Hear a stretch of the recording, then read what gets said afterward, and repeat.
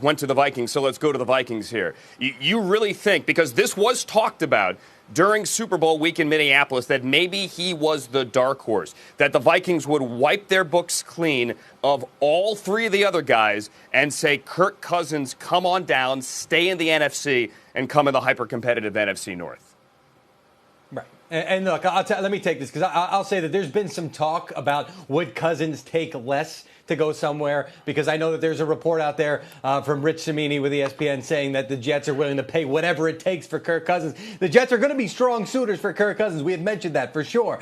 But there's going to be a point where 31 million versus 30 million, something like that. Now, there's not going to be a huge spread if Cousins does wind up taking less, but that Viking situation could be extremely luring for Kirk Cousins, because now he's looking at the potential to go up there and have Stephon Diggs, Adam Thielen, Kyle Rudolph, and to work with John DeFilippo, who as the quarterbacks coach with the Eagles did wonders for Nick Foles and Carson Wentz, along with Frank Reich and Doug Peterson for sure. So I do believe their situation, their targets, that situation is going to be very alluring for Kirk Cousins, Ian. Dalvin Cook and a big defense, and you're in the Midwest. I mean, it sounds good.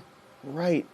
It sounds good. No, it's all good. That would be a fantastic spot, really, honestly, for any quarterback. The problem the Vikings have, though, is timing. They need to make a decision on Case Keenum. Do they franchise tag him or not before free agency begins, before they can even officially find out whether or not Kirk Cousins would be interested in them. So either they do things which are certainly not allowed for teams to do, which is have potential conversations on someone who may become a free agent, or take a leap of faith and say, we're going to move on for Case Keenum and hopefully get someone better, which would be a huge leap of faith just to move on without any assurances on a quarterback who got him to the NFC title game. Yeah, and one who pulled a miracle out of his hat there with Stephon Diggs to get them to that game and started well. They had the early lead there in Philadelphia before everything fell apart.